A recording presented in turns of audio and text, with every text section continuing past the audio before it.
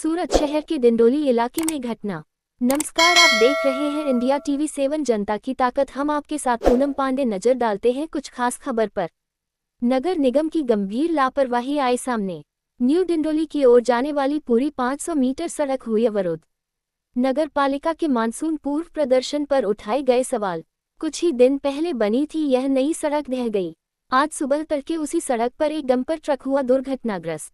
फिलहाल जेसीबी की मदद से सामान हटाने के प्रयास किए जा रहे हैं, लेकिन सवाल यह उठता है कि कुछ ही दिन पहले बनी यह सड़क बारिश से पहले ही ढह गई।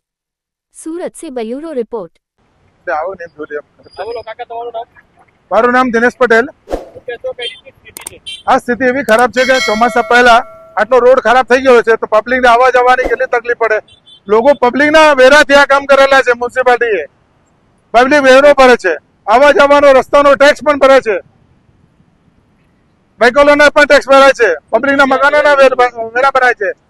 આવા રોડ બેસી ગયો છે તો આ કન્ડિશન આવી અત્યારે છે તો અત્યારે ચોમાસું ચાલુ નથી થયું તો ચોમાસાના જો 4 મહિના બાકી છે તો ચોમાસાના 4 મહિના બાકી તો શું કન્ડિશન થશે। અત્યારે 100 જગ્યાએ આવા 200 જગ્યાએ 500 જગ્યાએ એસએમસીના કામ થયેલા છે સુરત મહાનગરપાલિકાના સુરતની અંદર, તો બીજી જગ્યાએ શું સ્થિતિ હશે? આનાથી બહુ ખરાબ સ્થિતિ હશે। તો એના માટે ભ્રષ્ટાચારને રોકવા માટે સખ્તમાં સખ્ત કાર્યવાહી કરવી જોઈએ અને ચેકિંગ કરવું જોઈએ। સ્થળ ઉપર ચેકિંગ કરવું જોઈએ, પાણી મૂકવું નહીં મૂકવું, જે સ્થળ ઉપર હાજર હતા, જે લોકો કામ કર્યા એમને ઉપર કેસ થવા જોઈએ, એમની પર સખ્ત કાર્યવાહી થવી જોઈએ।